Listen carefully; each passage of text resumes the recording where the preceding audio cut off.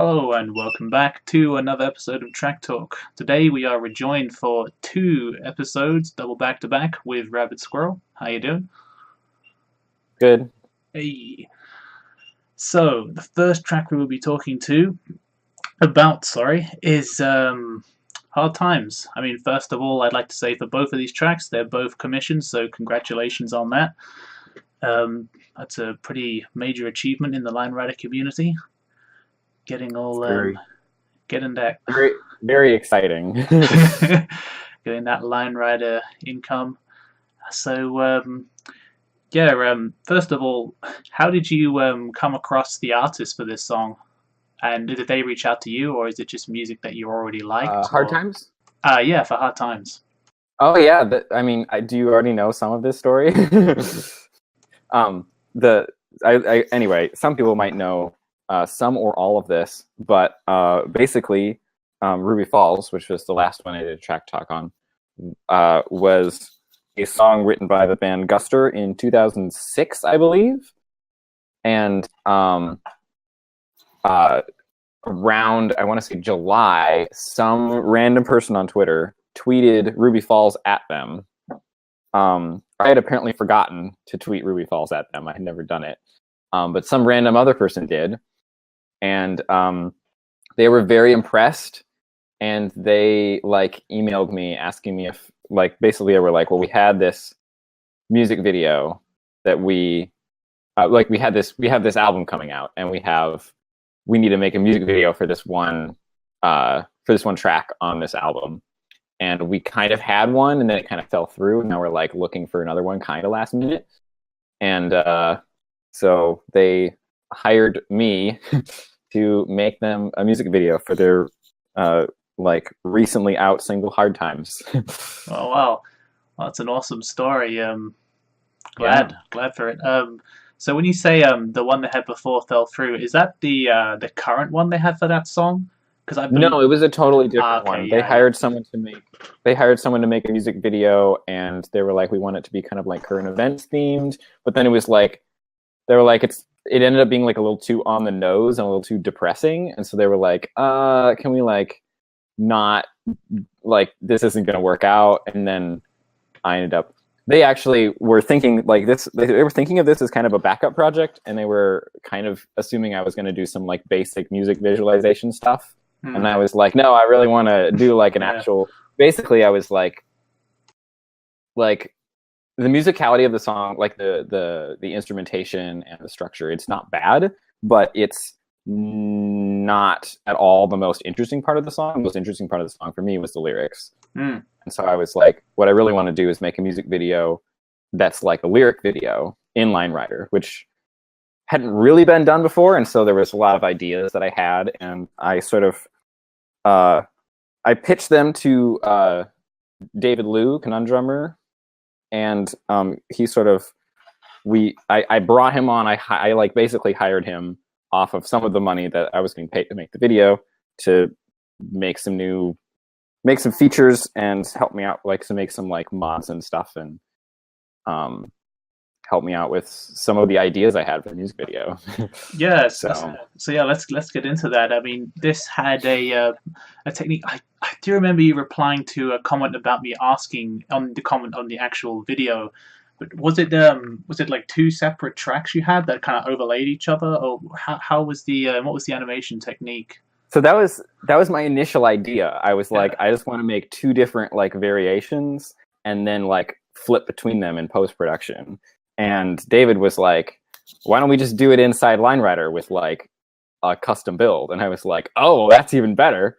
And then we brought on, because I was like, I want someone that has some actual experience in animation doing this, and I have the budget. So we both kind of looked around, and we ended up hiring David's friend Claire, who I looked at her portfolio and I was like, this is exactly the style we want.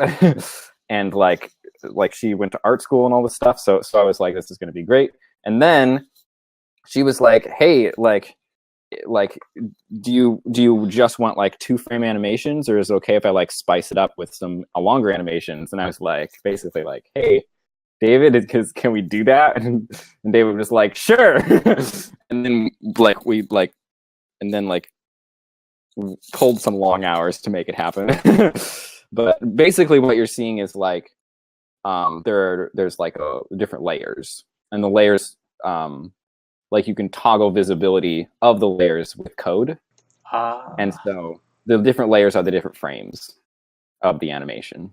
I see. So there's like the track itself is visible at all times, and then there's different layers of scenery that are visible at sometimes and not visible at other times. Yeah. Yeah, and that obviously allows for animation at much lower speed as well, which I guess makes it a little bit more so accessible. Then you would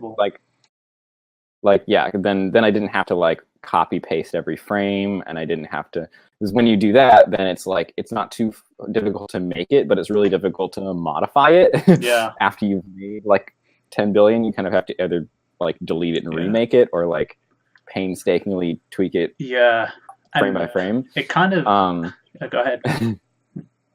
Yeah, so like, and also from my perspective, it kind of keeps the spirit of Line Rider intact, where when you're going like 10 billion miles an hour, it's a cool like trick, but sometimes, like, unless you're like very careful about it, you can totally lose the feeling that Bosch is like, you know, a kid on a sled traveling through space. That's the point I was going to make. I was like, if you did do that, it would be very hard to also kind of match the feel of the song that you were going for. I mean, obviously, you would have seen iPie's recent track where, using high speed, he made Bosch look as though he was only doing, you know, like 5 ppf, even though he's actually falling the whole time. So it's possible, but it's like, why spend so many hours doing that? You could just, you know, make the tools better. You know what I mean? Yeah, exactly. And I had money to hire a software developer. Yeah, exactly. That opened a lot of doors. Yeah. So, and one thing, I guess you've already kind of explained this, was I was going to ask, because you said you had a much more focused vision for, you know, you said to you the lyrics of the song were the most like compelling part, and that's what you wanted to show. So because me, when I first listened to this track, I went and watched the non-Line Rider version they have, where it's just like the music video is like fairly generic. So that's kind of what kind of spawned my curiosity. It's a woman going through a car wash. Yeah. In a car. Yeah, to be blunt. I was like, well, like, it's kind of melancholy, but it seems like a bit like a cop out. So I was like, like this. Good, yeah. There's some stuff that I like don't want to get into in a public interview. Basically, that was actually, I don't know if they paid the guy who made that at all, but I do know that that was sent to them in in a completed form, like kind of out of the blue, after I made my video. Yeah. So I actually finished my video in early September, and then it ended up not getting released until late October, which is why I had finished it when I was talking to you about Ruby Falls, and I think I even mentioned it, but I was like, I can't talk about it yet because it's not out. So there's just a bunch of stuff that was happening behind the scenes about like what video they wanted and how they wanted to release it. And so what was the question? I think we kind of got into it. I mean, it was just me revisiting you know, the why you were so lyric focused, and I guess like you kind of answered that. It was like the main point of interest for you, right? Yeah, I mean, I kind of spoke about it before. I just listened to the song and I was like, oh, that's a very pleasant song. And then I listened to it again and I was like, some of the lyrics I was like, oh, those are interesting. And then I read the lyrics and I was like, oh, these are actually really good. But you don't, like, the way they're sung, you don't necessarily hear them unless you're looking at them while you're listening to them. And there's it's like the lyrics they're simultaneously like vague but also pretty direct in like they speak to the times. And I was like, oh, I have this great idea where I want to make the lyrics the main feature of the track. So lyrics going by on the screen, and then I want to have illustrations to like punctuate different parts or like emphasize or like allude to different things based on the words. So Yeah, totally, and yeah, because that's something I also noticed that like Bosch is more for most of the track is more in kind of the periphery at the bottom of the screen, and then you're seeing the Yeah. lyrics, the lyrics go by and all that. So The bottom of the screen during the verses, top of the screen during the choruses when it zooms in. yeah, there you go. You're calling Yeah. me out now. I did have a lot of conversation. I did have a a somewhat long phone conversation with the writer of the song and like the singer of the band, and we just like he just talked about like what sorts of things he had in mind while he was writing it, and some like vague ideas he had where he was like, I mean, some of them were like super wild, where he was like in the chorus, we like this is the like sort of creative like pitching stuff where it's like, I know this is impossible, but this is what's in my head, and like do something kind of like this, where it was like during the choruses he was like, what if it like goes into color and it's like Rainbow Road and Mario Kart, and then like in the verses goes back to black and white, and I was like, I'm not going to do that, but that's like I can work with that. Yeah. So I like moved Bosch up to the top of the screen and then zoomed in a bunch. For it to be like kind of more like you're inside Bosch's head, more of like more like external. So Yeah, totally. So something I just wanted to touch on. So that adds a lot. Oh yeah, you're back. Yeah, we kind of lost you for a second. Okay, so oh dear. That's all right. So if anyone's wondering why I'm looking down, is because there's a cat in my lap. yeah, he's not reading off a script. Don't worry. So, but when I look down, I'm just definitely not looking at my proof. questions. It's a cat. It's a cat. It's not for the camera. Well, no. Okay. So yeah, I guess I'd also ask about the syncing style for this track, because I mean, again, obviously it's much more lyrically focused. So you had it timed so lyrics would appear as they came up in the song. But as to the physicality of Bosch, was it just kind of the same, just kind of leave him like maybe syncing to the beats, but not like doing anything more like interpretive, I guess is the word? Yeah, like it's just there's some very like loose. I guess not. It's not super loose. It's pretty tight, but there's like the music behind the lyrics is mostly it's just kind of like a groove that it just kind of stays for like it just stays in this groove for most of and the groove will like shift a little bit here and there during different parts of the song. And so but so like when there's those shifts or like at different moments, then I had Bosch kind of go up and down hills or like do little like jumps or whatever, but it's just like really simple stuff. But it's interesting because the track is very simple, but I did have to remake like a huge part of it because when I initially made it, it was too fast. And so the words were going by too fast, and it was like you could read them, but it wasn't like super easy to read them. And there were like, when I sent it off to the band, like some of them were like getting motion, like they were like, it feels like I'm getting motion sickness trying to read the words going by. Yeah. So then I like had to like slow it way down. And also they were like, they wanted more movement because in the early draft, I was keeping Bosch kind of on a flat line a lot of the time. And Bosch is still on a flat line a significant chunk of the time, but I like added some more stuff to make it more interesting. Yeah, yeah, totally. Yeah.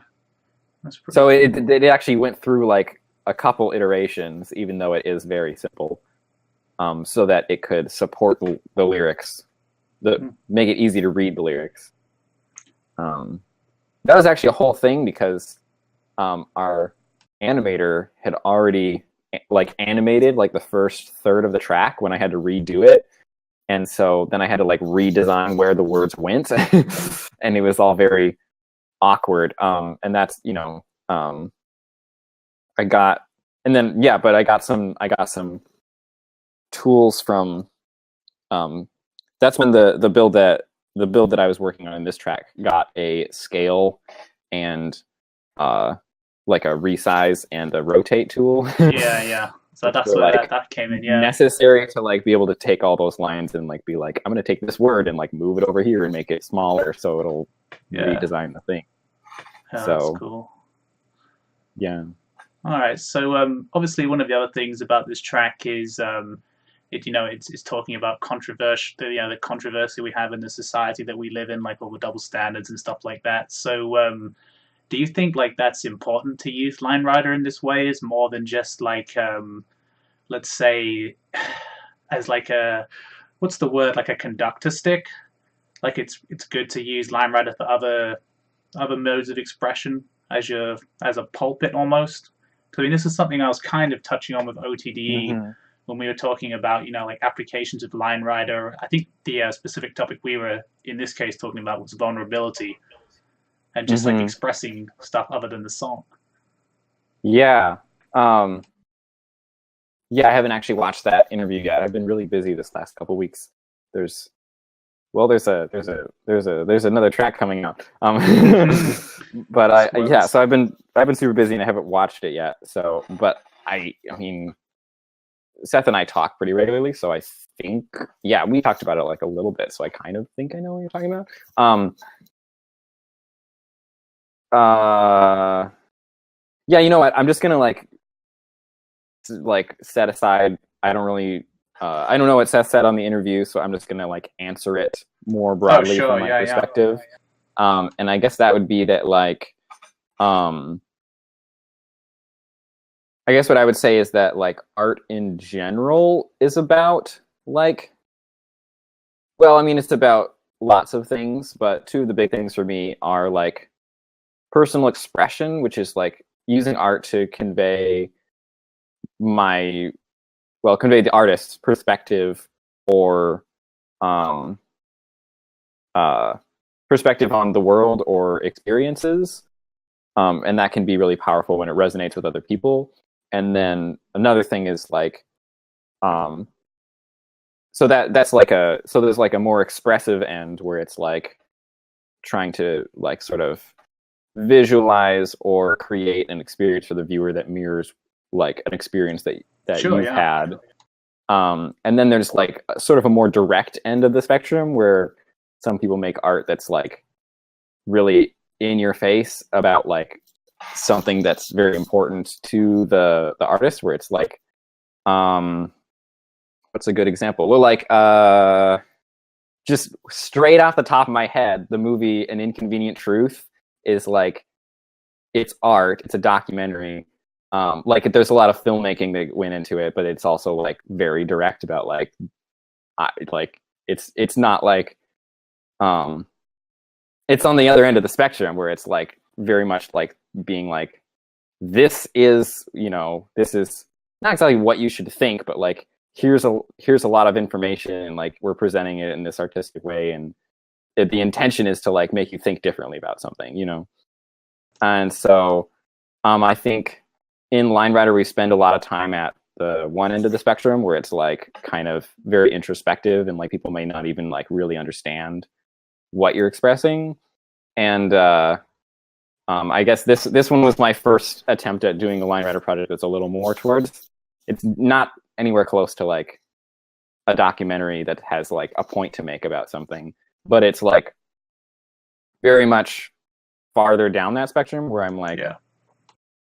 yeah. So it was like, I mean, it was definitely a mix of things that the songwriter and I talked about and the themes of the song and my own interpretation. Like it was a mix there, and everything was like run by them and like okayed by them.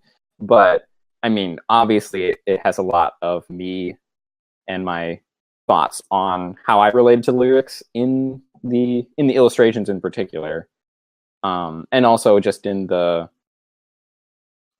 like the way the words go by, the different words that are emphasized. Um, yes, I think that answers the question. Yeah, totally. I mean, my whole So it's like a little more direct about like, because I mean that I kind of got excited when I figured out that I really liked the lyrics of the song, because I was like, oh, this is like really cool because I have an opportunity to make something that's um like a little different in that way, where it's like a little more like um a little more direct about like um I guess, my perspective and the songwriter's perspective about the state of the The world world, we live in. Yeah, society. yeah. Yeah. I mean, that was So the like, my original point, I guess, is that adding something like mhm, this adds like another layer. Because I mean, you might watch it, you might not, you might feel kind of alienated, or maybe you don't like the song. But I mean, you hear the yeah. lyrics, and you're like, well, I totally agree with this. It's just another layer to draw someone into the Mhm. work. So yeah, I guess the last question I normally ask is there anything you don't like about the track or that you would change? Um, the biggest thing about the track was that it was like on a very rushed timeline. Where they were like, "We have a hard deadline, and it's 3 weeks from now," and we were like, "Okay," but we're like making all these new tools and trying out these like we're Yeah. making a lyric video, which hasn't really been done in line before. We had to like overhaul the track, and so there's like a lot of things where it was like we did use the animation capabilities, but it was like we didn't use them nearly to the like. It's a very very powerful tool. There's lots of other ways we could use them, and we didn't really have time to like think about like what could we do with these tools. Mm. Um, and then also I feel like the biggest weakness of it is that Bosch doesn't interact with any of the words or illustrations. They're kind of separate. Like Bosch rides by them, and I think if we were to like make another like lyric video in this style, I think the number one thing in my mind would be like we have to like ride the illustrations or the words in some way. Yeah. Um, we should like bring them together. Yeah, like kind of um, meld the themes a little more mhm. with the character kind of, yeah. Yeah, and then I guess another lesser thing would be to try. So like in hard times, the illustrations kind of reflect the interpretation of the lyrics, whereas the movement of Bosch basically just reflects like the instrumentation in the background. And I feel like there's definitely some potential for um, Bosch Bosch's movement playing a role in the interpretation of the lyrics. In not just, I mean, I'm talking about just the idea of like lyric videos in line writer, or even just like having visuals that correlate to stuff in the music. Um, there's a lot there. There's a lot of Yeah. very exciting things there to explore, and I'm really proud of Hard Times, and I think it worked out really well, and it like broke a lot of new ground. But there's like a lot more there to find, a lot more there to like experiment with and see what can be done. Yeah, and I mean, you leaked that you have another track coming up. Is this something that will take advantage of these new tools? um, let me think. No. Well, kind of, but not in a way that would actually. um, Basically, it turns out that the layers are really helpful for being able to work with things separately. I think I can see what you So might be getting at. when I have layers, I can be like, I can work on this part of the visualization, and then I can turn that layer off and it just goes away. And then I can work on this part of the visualization, and then I can turn Mm. them both on and see how they interact and play with that. So there's like, Oh, I use the layers feature, but in a totally different way. yeah, I can think of some um, good uses for that. and there's some other stuff that's like not in Hard Times that's also new. So Awesome. I I'm looking forward to it. mean, I think I'm gonna be like, yeah, I'm pretty sure if we like don't go too late, I'm gonna be posting it as soon as we're done with this. So Oh, jeez, that's awesome. Okay, yeah. yeah, I guess with that we should probably move on to formula then, unless you have anything else you want to say about hard times. um, there's one other thing I wanted to say about Hard Times, which was, um, this was so I've made line writer videos to two different Guster songs, and the first one was Ruby Falls, and the second one was Hard Times. And one of the like slightly disappointing things about Ruby Falls was how like everyone really liked the visualization of the musicality, and I think a lot of people kind of miss the lyrics. Like everyone loves the guitar solo part and like the trumpet solo part at the end. Yep. And then there's like, but there's all these words that are like very meaningful to me. And I think we kind of touched on this in the track talk about it. But then like with Hard Times, I was like, that was one of the reasons that I like pushed so hard to get the lyric video, because they were like not really too sure about it at first. But I was like, I really want to do a lyric video because like I don't want to do just another visualization for this song when the lyrics are like not only like really good and like I find them really meaningful and important, but like they're like the main centerpiece of the track. And I don't want people to ignore them again, you know. Yeah, exactly. Yeah, because I mean, I guess I was probably one of the people that kind of missed the lyrics a little bit. I mean, I don't remember, apart from like the opener, I don't remember much of the lyrics from that song. So I can see your point. And that's okay. It wasn't that bad for Ruby Falls, but it was just like I wanted to make sure people didn't do that with this track. I think also in Ruby Falls, we hadn't had a lot of highly synced and kind of technical manual tracks that have been done in that style. Either not for a long while or just not in general. So I think that's the other reason I think people just gravitate towards that in that track. Yeah, so people like were like thought that was really cool, and then like that became like just a thing people talked about, which isn't bad. I mean, that was also part of what I was trying to do. Yeah, so I'm sure, yeah. Then this one was like, let's just take it in the totally other direction, just like basically only do the lyrics. Like there's nothing else to focus on. Now that like Pi has returned, all manuals are dead. No one wants to make a manual track anymore. Gosh. Oh, jeez. Yeah, nothing's ever dead. Well, they said what was it? Post ham Quirk was dead. I have my own plans for that, for a ham roast in a way. Right. But anyway, we're diverging. We're always making art about each other's art. It's just the nature of art making. So it's like, I mean, like nothing ever dies. Things just sort of like, how do I put it? Things like will change the conversation in a fundamental way where like everything else that's like made after that is like in dialogue with it. Like, so it's like things that are really influential and it's like a new chapter, you know? And you can say like that means the old chapter's dead, but it's more just like there's just more there now. There's more. I guess you could just say it's going more chapters in the history book, I guess. End of one thing and on to the next. So speaking of which, let's move on to Formula. So cool. Yeah.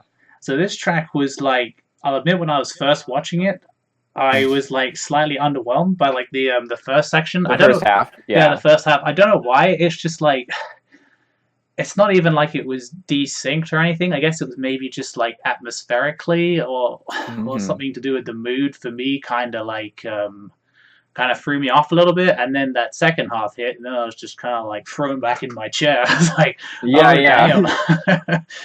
So like, I mean, I can speak a little to that. So like, the first half, like, I actually went back and forth a lot on like, is this too sloppily made, or is it okay? You know? And it was like, I don't know, there's a balance for me between like being overly perfectionistic where everything needs to be perfect and then things can kind of come out looking a little mechanical or like they're just mechanical or robotic or like they don't feel like Bosch is riding a sled. They feel like Bosch is being like expertly manipulated by like a extreme marionette or something. So like, you know, I guess the first half was definitely like an attempt to be like, actually, you know, let me set the stage a little bit. So I took like a pretty long hiatus from Line Rider.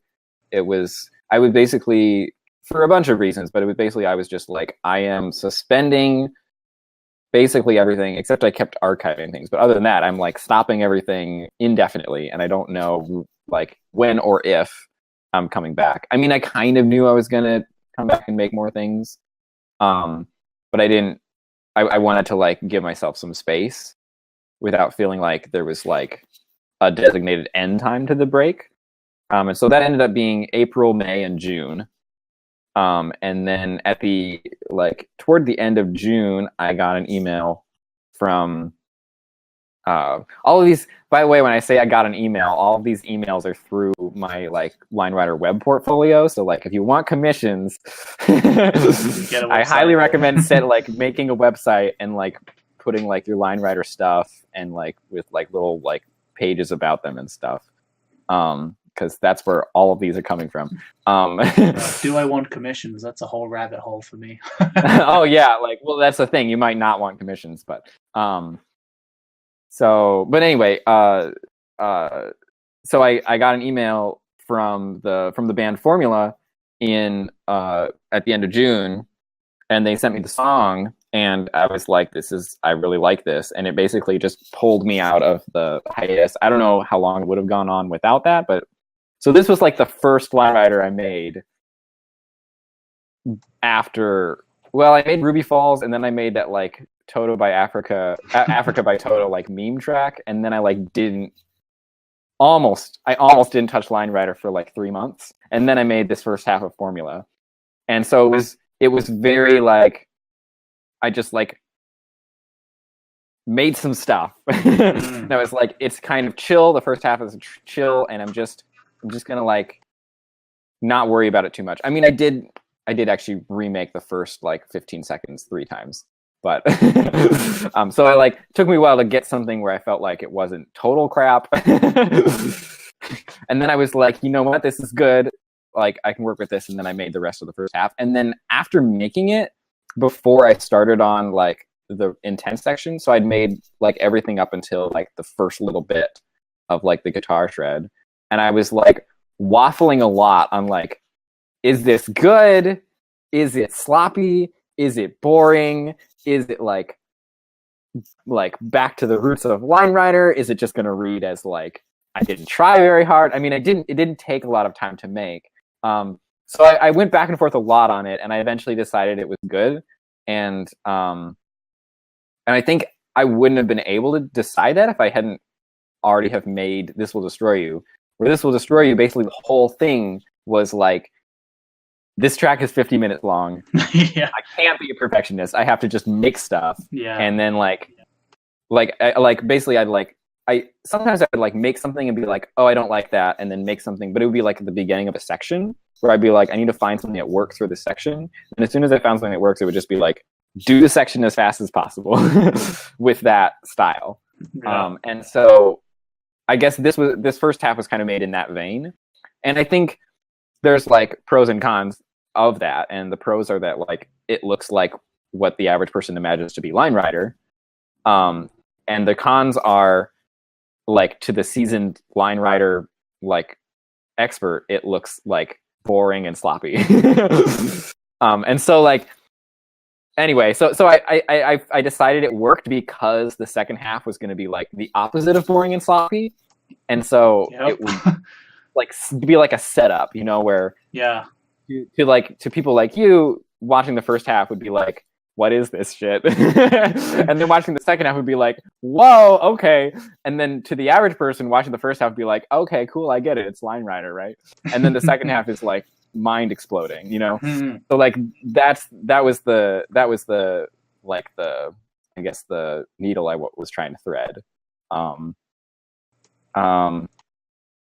was there was a quote that I put in at the right at the start of the credits of This Will Destroy You, and it's what is it? Without restraint, emphasis is lost. And I feel that kind of speaks to why I decided to make the first half. The first half took 6 hours, and the second half took 50 hours. Yeah. So why I decided to do it that way. Was it works.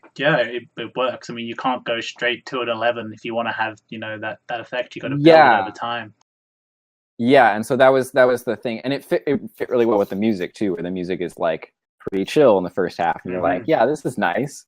I can meditate to this, and then the second half is wow, what's happening? And so that's what I was trying to do in the track, I guess, was sort of lull people into like a little bit of a sleep and then blow them away. And it's like, you know, the drop, so to speak, is like way more effective if you, if the track had started halfway through, it wouldn't have been as powerful, you know. Oh yeah, for sure. Yeah, you definitely needed to kind of set the stage, so to speak, for that big. I mean, you don't need to. It just, you know, I mean, it adds to it though. If you have that like chill, laid back feel, and then you like kick it in high gear, then it's a lot more impactful. Yeah, it's like all the comments are like, I was just like, I'm not feeling it, and then they're like, oh god, yes, like that bit. It's just like, But and then hopefully people don't like just close it in the first chance. That's the hope. Well, but I mean, This Will Destroy You starts with an like 90 seconds of a straight line and nothing. So I feel like if people can sit through that, then they can probably sit through this. So yeah, I mean, it's YouTube, dude. Like who knows, right? I mean, I guess if you put it on like Facebook or something, like maybe you'd have less, but I don't know. Seems to be doing pretty well. So I put it on Facebook and it does have less. Oh yeah, fair enough. Yeah, I mean, I definitely think because we kind of saw the. It also might just be not a lot of people follow me on Facebook, but well, you know, like I have a bunch of YouTube subscribers because I couldn't upload This Will Destroy You to Facebook because it's copyrighted audio. Facebook doesn't like that.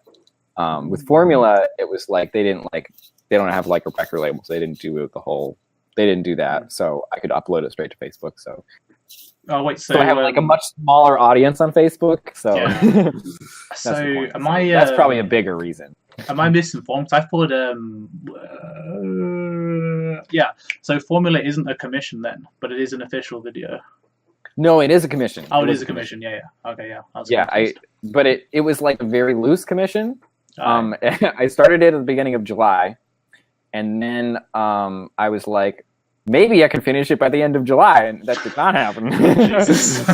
But then because I had like I got like very busy with work, sort of the last bit of July, and then the first couple weeks of August, and then there was just like a bunch of stuff that kept happening because like in August, then I got the Hard Times commission. They were like, we need the track done by this date, and it's in 3 weeks, and so then I just like we all crunched for that, and this one was just on the back burner, and then. I think September was just like, there were a lot of things that I'd been neglecting for the last couple months. And so I was like doing all this stuff. And then I finally got around to it in October. So, well, late September, early October.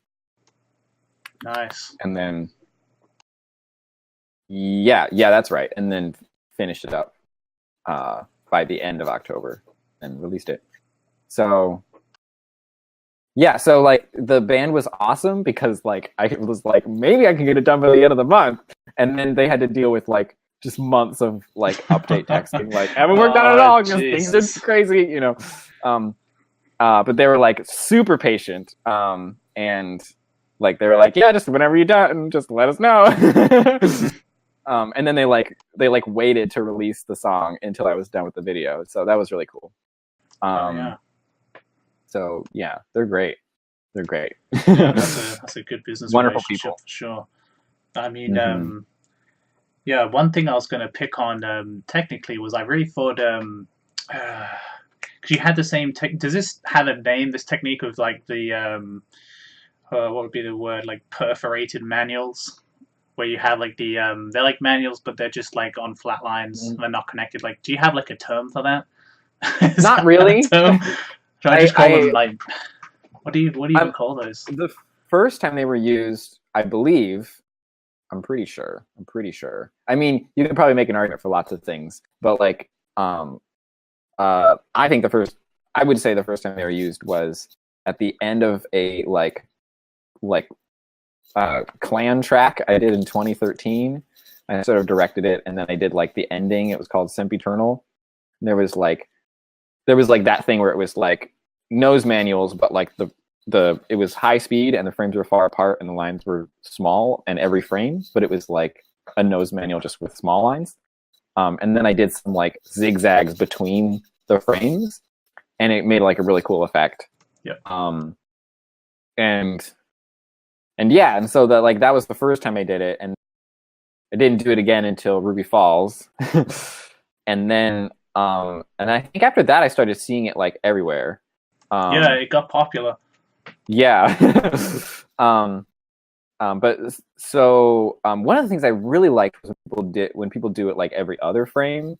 I think the first time I remember seeing that was Release Me, which I really liked because it was at a much slower speed, but there was like they were every other frame, and so it was like they had this flickering effect. Yep.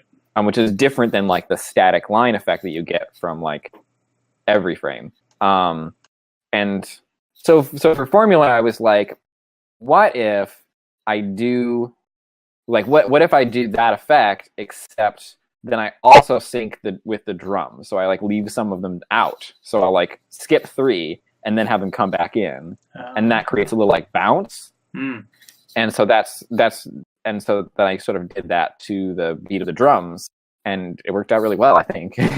Yeah, I mean, that was what I was going to say. I think in this track, it's probably the best implementation of that technique that I've seen out of the other times you've implemented it. This is probably easily my favorite. But yeah, better than Ruby Falls. Maybe it's like different from Ruby Falls. So they're different. Ruby Falls, I had a lot more like manipulating and spinning and compressing like box in different ways, whereas this one is more like, intense. It's a little more intense, and it's a lot more. It's a little more. I mean, they're intense in different ways. So this one's a little more.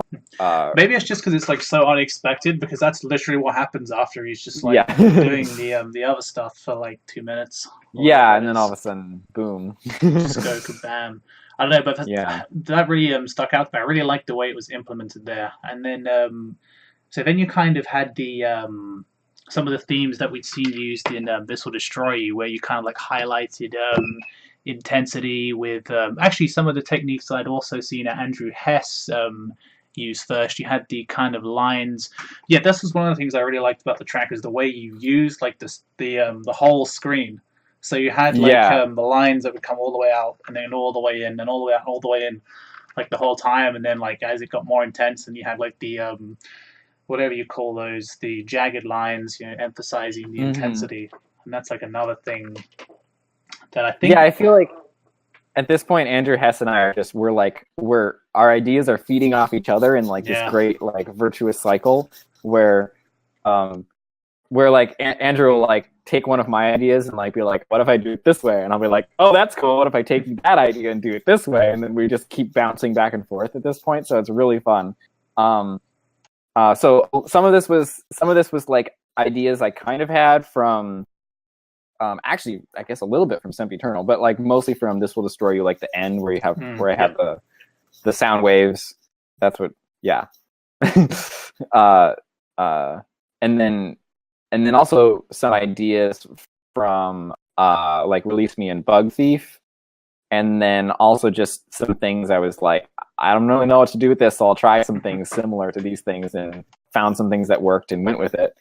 In the past, I've typically done like, in the past I often do like the movement sync to the drums, and it was actually really cool to try doing the movement was synced to like the like lead guitar riff, and then the drums were like in visuals, and I thought it worked really well.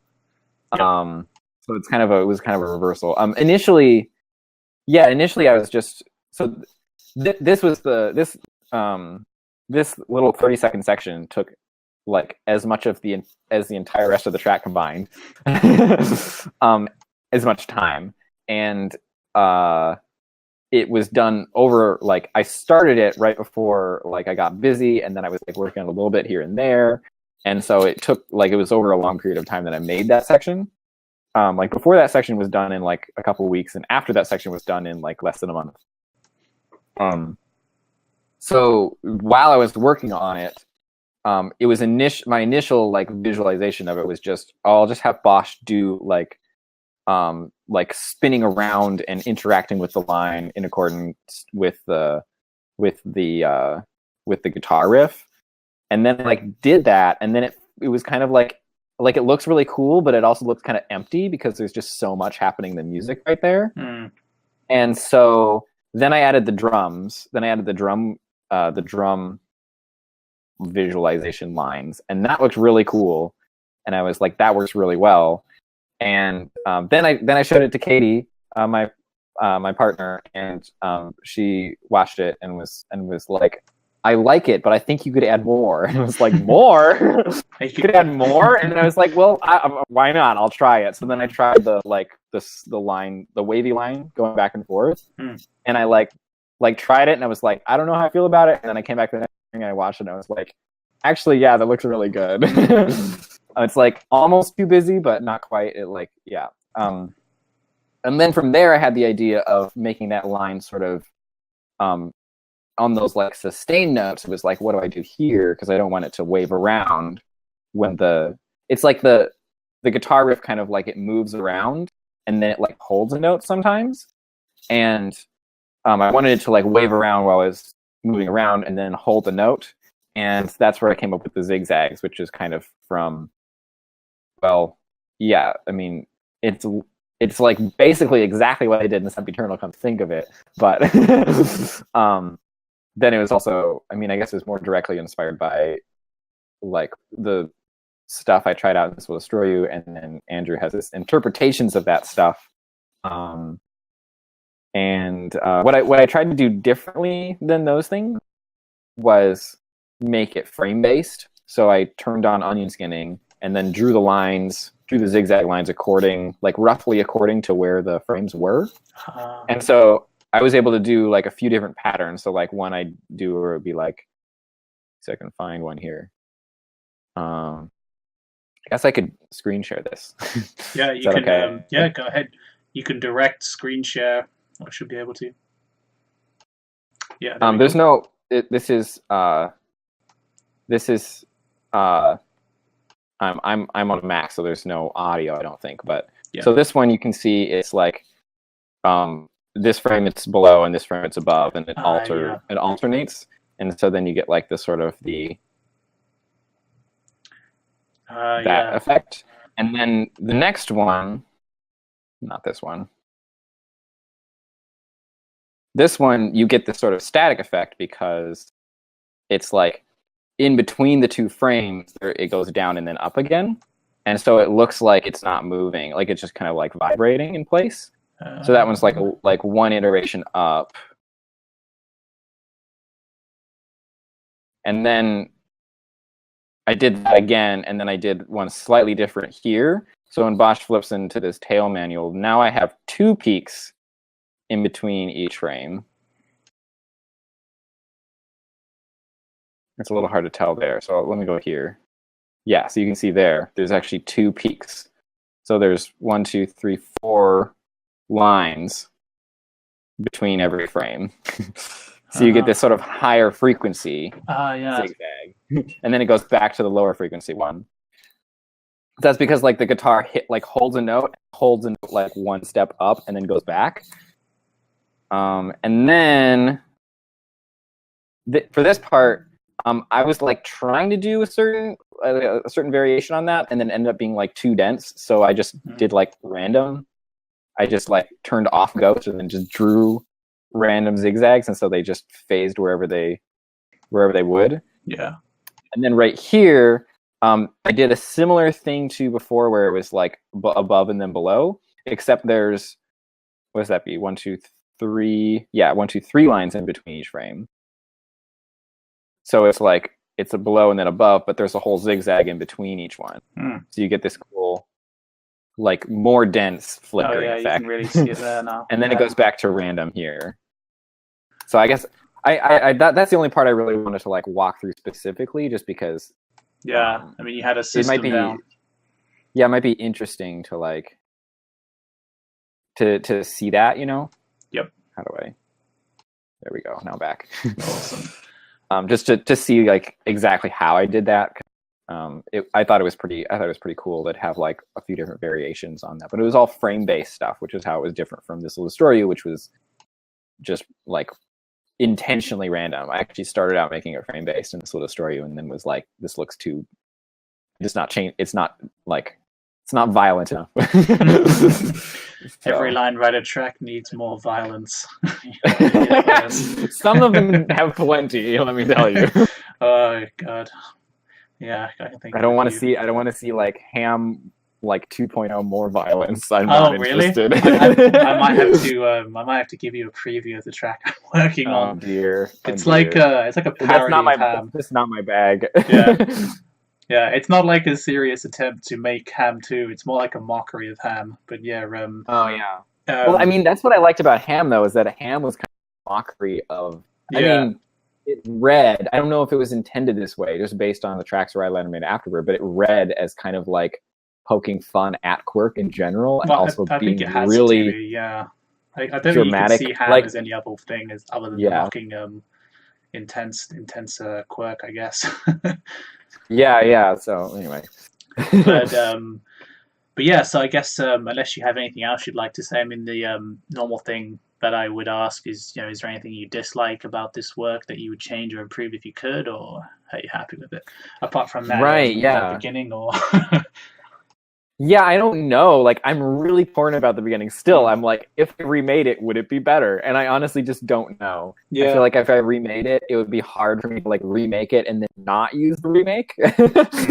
Yeah. And I feel like there's a lot of magic preserved when you just sort of just like go and just like make some stuff sometimes. I think personally, like, you should never really go back and try and remake your tracks. I mean, I've done it once or twice, and it's never really like, a good idea. Yeah, I've never done that. I mean, except when I like was working on something and then like something corrupted or something, and I lost everything, or I lost a whole section, and then I had to remake that. Those are the only times I've remade stuff. But the thing is like in the past when I've had to remake something like that, it usually turns out better the second time. And so I have actually like. I don't know where this is coming from, but there are like well-known artists who will give you the advice of like, make everything twice, make it once, and then make it again, and then like, and that's I think that's really interesting because that's held pretty well for me. But then there's like sometimes I feel like I want to intentionally like not be a perfectionist, and I feel like it would be difficult to do that. Yeah, like sometimes there's value in just having the skills, so that you can make something good really quickly, and then doing that, and that's sort of a thing that you need a lot of experience to be able to do. And I'm not saying that the beginning of Formula is necessarily that. I mean, it's not like, but it's a good example. Light Fantastic by Chuggers. So Chuggers had made like a ton of Flink work in the past, and like knew the ins and outs of it really well. Yep. And then just like sat down and was like, I like this song. It's gonna fit the Flink work style I'm going for. Yep. I'm just gonna work in like my home style, and then just like cranked it out really quickly. Yep. And you can tell. I mean, you watch the track and you're like, you can tell that it was made quickly, but by someone who knew what they were doing in terms of Flink work. So there's like an example of a track that's like, I mean, nothing like the kind of things I make that you could take those principles. Yeah, I guess like the closest thing I could say to that is like maybe Falling to the Beat by iPie. I mean, even though it's like one of the most kind of like mind-blowing manual tracks, I mean, the guy basically made it to understand how the new like tools and LRA work. So for like a lot of it, he's just messing around. It just happens to be that he's like very, very skilled and good at what he does. Yeah, so it's like an amazing track. Because I mean, Gypsy, I guess compared to that, is a lot more like refined, I guess, and themed or whatever. So what was that? So yeah, his other track, Gypsy, in comparison, is like a lot more. I have not seen that yet. You're missing. I'm sorry, I'm behind. Behind. God damn. I have a track coming out. I'll watch it after I post it. Yeah, go and have a look. There's some good stuff going on in the Discord or on YouTube in general. Oh, well, I mean, I'll see it all. I need to do my archival rounds. Yeah. Just to give you an idea, there was not this past weekend, but the weekend. This past weekend, I was working unrelated to Line Rider. The weekend before that, I spent 36 hours in 3 days working on this track. Jeez. So now my expectations are really high. Well, this should show you like how excited I am to share it. Is I'm not worried about you being overhyped. Okay, I have a really high expectations. I'm expecting to fall off my chair in amazement, or weep with sorrow, or laugh with joy, Am I or whatever. jumping the shark if I say you will? Oh, really? Okay, I'm mega hyped. The hype is real. I mean, I don't know. Do you want to watch it on the track talk? Because we can. If you can get the sound to come through, or actually, you know what? Just send it to me, because then I can. That's what I was thinking. Yeah. We could do that if you have the time, then send it. Yeah, let's do it. I'm here. I mean, that's what I was going to do anyway. Next, you're about to blow my mind live. I mean, yeah, it'll be fun. Okay, let's do it. And just like let me know when you start it, so I can also start it. All right, here we go. There it is. Let's grab this baby. Oh my. Okay, that thumbnail is giving me anxiety. I'm wondering, is this going to be like some kind of bug thief? I do have epilepsy, if you're about to say that. Do you have epilepsy? I genuinely do. You see this? I'm going to take my pills before I watch this. So like, I should warn you that there's, let's see, I think the worst part is going to be right around, let me find it. Right around 2 minutes. Right around 2 minutes is the worst part. So if you generally have epilepsy, this is like the first line runner track that I know of that's like, be careful, please. Nah, I should be good. I'm not like bad epilepsy. Okay. You know that. So, all right, cool. I'm opening this now. I'll tell you when I'm about to play it. All right, cool. Let's open this, please. Okay, should we count in to play it? Yeah, go for it. So yeah, 3, 2, 1, go.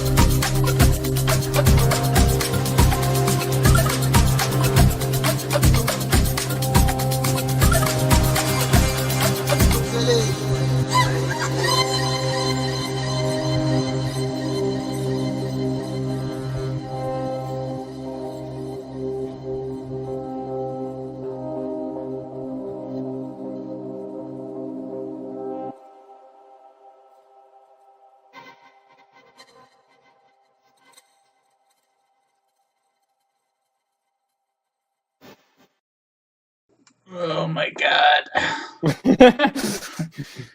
That was Thoughts? like, dude, that was like someone just took like 5 grams of DMT and transcended reality. Jesus. It appear I failed at making you fall out of your chair, but Well, I sure hope I don't fall out of my chair. That would not be good. Well, you did make me speechless, so that's. God damn, I feel like I felt like after I watched what was it, like iPie's track? That's like something else. Like I can't believe you actually made that. I mean, this is like something that I've been that I've really been looking for lately in Line Rider. Is just for someone it to make was something that's just not what everyone else is making. To yeah, be blunt. yeah.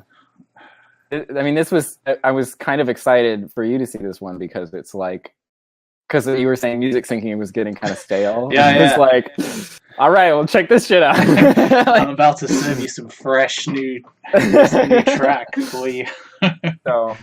So fun things about the track is there's like it's all flat sled. That's the first fun thing. The second fun thing is that there's no post production at all. And the third thing isn't really a fun thing, but all of the like trippy background visuals were created in code by David Liu, aka Conundrum. Okay, yeah, that makes sense. So those were like coded into the track. So God. so that's how those came to exist. I did not draw those by hand. Yeah, I was thinking like either you copy and pasted and slightly altered sections and dragged them or something, or it was code. Yeah, that's nuts. Yeah.